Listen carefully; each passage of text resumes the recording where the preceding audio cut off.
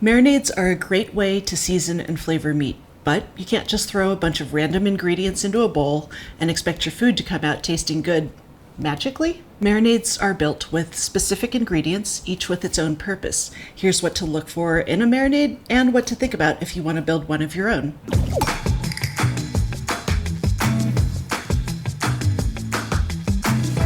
Making a marinade is just measuring and stirring together a couple of ingredients. It takes no time, and while that marinade is working, you can prepare the rest of your meal or just kick back and relax until it's time to start cooking. All sorts of dishes use marinades: bulgogi, stir fries, adobos, or tagines. But rather than getting into the specifics of what a pair is doing in bulgogi or why you need a lot of vinegar when you're making a Filipino adobo, I'm going to talk about marinades in general. Let me know in the comments if you want an episode on any of these specific marinades. For this video, I'm going to focus on marinades made with a water-based liquid, salt, oil, sugar, and flavorings. To check out just how much a marinade can bring to plain old chicken breasts, let's have a look at Dan Souza's recipe for skillet chicken fajitas. The nice thing about marinades is there's no single ratio you have to stick to. Instead, think of them as having must-have components, and then there are a couple of add-ons you can include if you like. First up for the must-haves is the base. Anything flavorful and water-based is going to work here. Common ingredients are citrus juices, beer, vinegar, or wine. You usually only need enough to cover whatever it is you're marinating. Beyond surrounding the food that we're marinating, it's the water in these liquids that's really important. Many flavorings, specifically salt, are water-soluble, and what that means is they'll dissolve and disperse evenly in the water.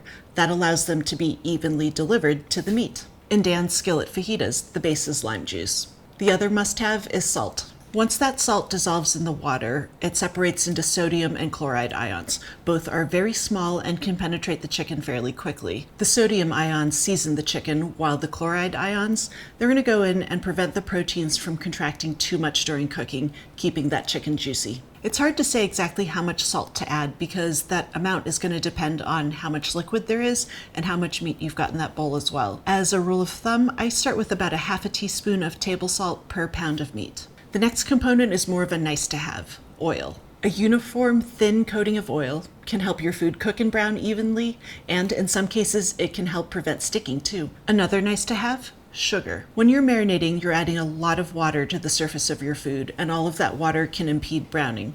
One trick to getting nice browning is to slip in a tiny bit of sugar. It browns at relatively low temps, which means you're not overcooking your meat while you're waiting for it to get a nice brown crust. Now, when I say sugar, I don't mean just granulated sugar. You can use anything from honey, maple syrup, molasses, even agave. The final nice to have: flavorings. Now, here's the deal with those flavorings. The vast majority of them, they're just going to sit on the surface of your food, even if you're marinating overnight. Of course, there are exceptions. Ingredients like sugar, garlic, and glutamates are going to do a little bit more than sit on the surface, but they're not going to flavor the food through and through. Here, our flavorings are garlic, smoked paprika, cumin, pepper, and cayenne.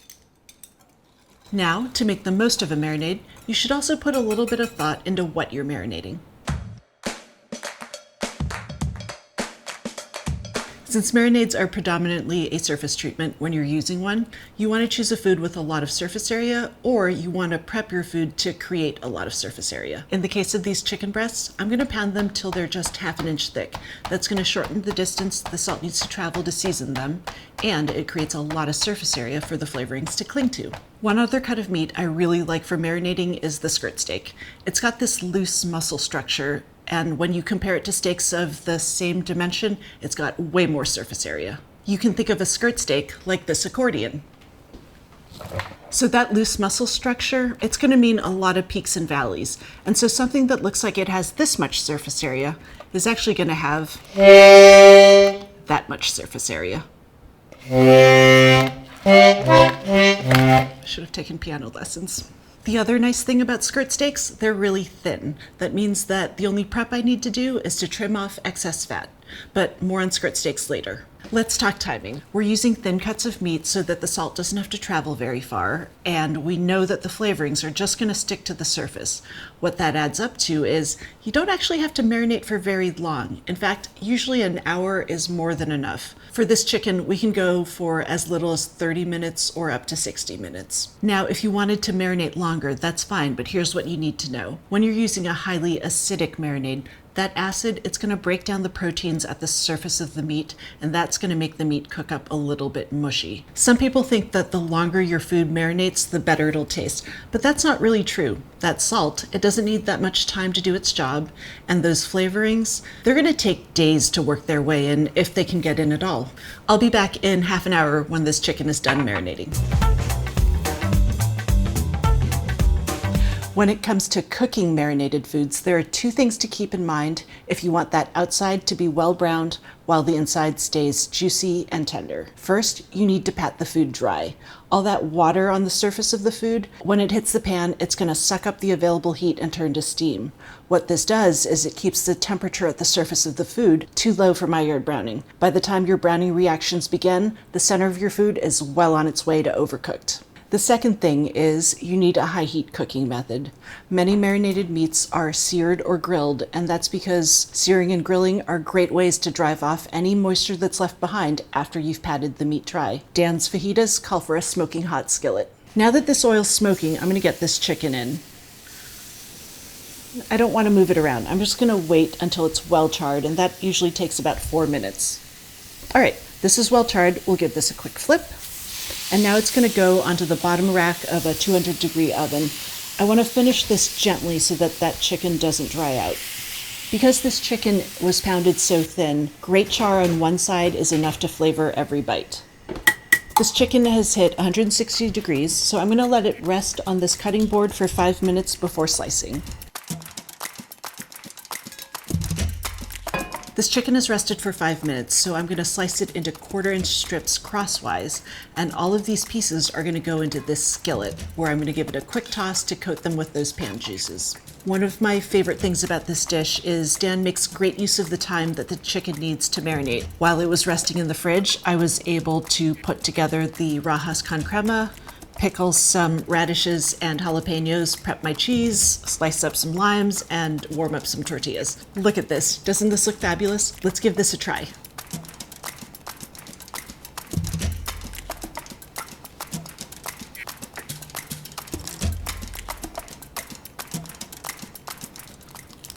This is so good. That chicken is juicy, it's tender.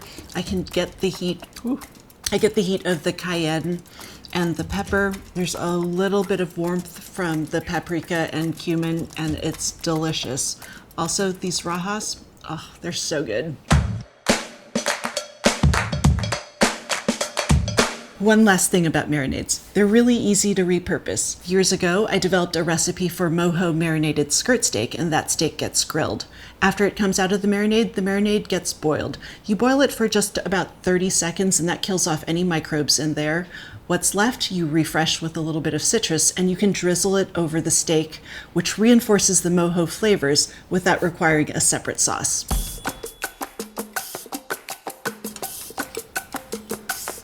I think I need more sauce. It's been a while since I've had this. This is punchy and bright from the lime juice, and the zest we added at the end, it stays vibrant. It hasn't been cooked off, which is just lovely. Get a nice bit of almost heat from that garlic. It's super savory from the soy, lightly spiced, delicious.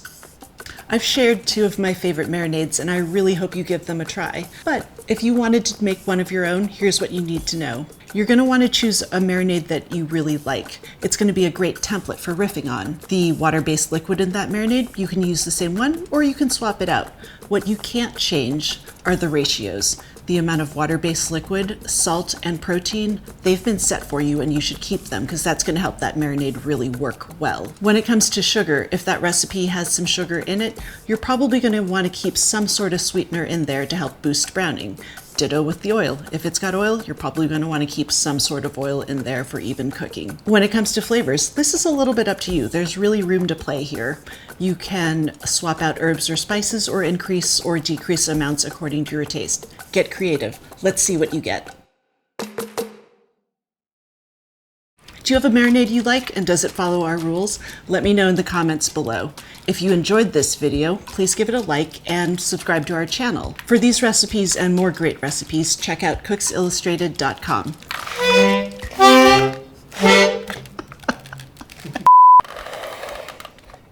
It's broken. I broke it. I don't. Is it? Nope. Okay. One more time.